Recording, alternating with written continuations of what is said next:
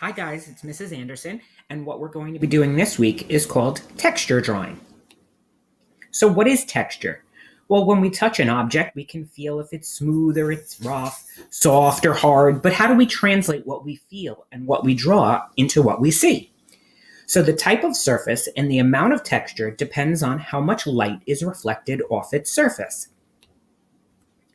Hard surfaces, smooth, metal, glass, they're highly reflective.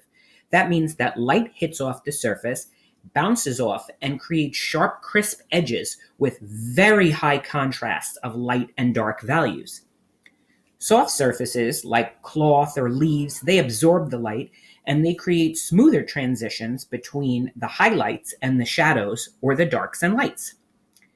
Rough surfaces, well, the light hits them differently, sporadically in different areas, and it shows deep, dark crevices. Sometimes the texture is rough, like tree bark, and that catches the lights with a very dark shadow, and then a very high light, or a contrast.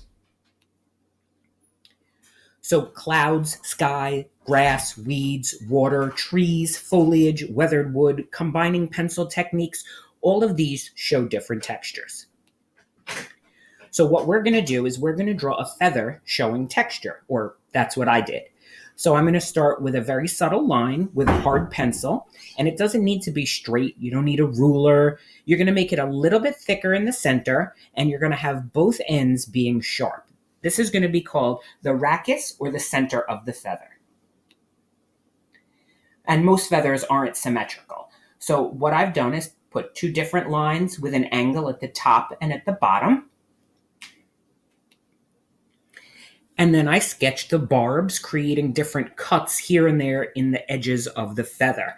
You'll also notice that there's something called after feathers at the very bottom. Those are those little wispy lines. And the smaller and softer the feather, the less developed it is, and you would add more of those. If you darken the edges the way it is now, it's going to look like a cartoon feather, and this is not what we want. It does show some texture, but it doesn't appear to be a soft feather. So now what I've done is I've drawn the rows of barbs. Barbs are those little lines that create each individual piece of the feather one by one. And if you have a very thick pencil point, it's not going to look realistic, so make sure you sharpen it often. Don't place them too tightly together, and there should be some white spaces in between every couple of barbs. I've darkened the base of each barb by pressing harder on my pencil.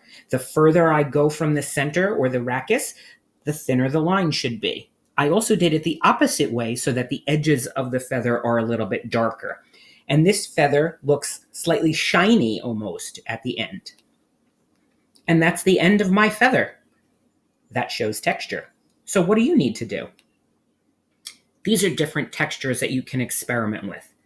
Rough, soft, sandy, bumpy, slick, prickly, pointy, rocky, wet, furry, hairy, fluffy, woven, scaly, flaky. There's millions of different textures. So what you're going to do is you're going to trace the outline of your hand.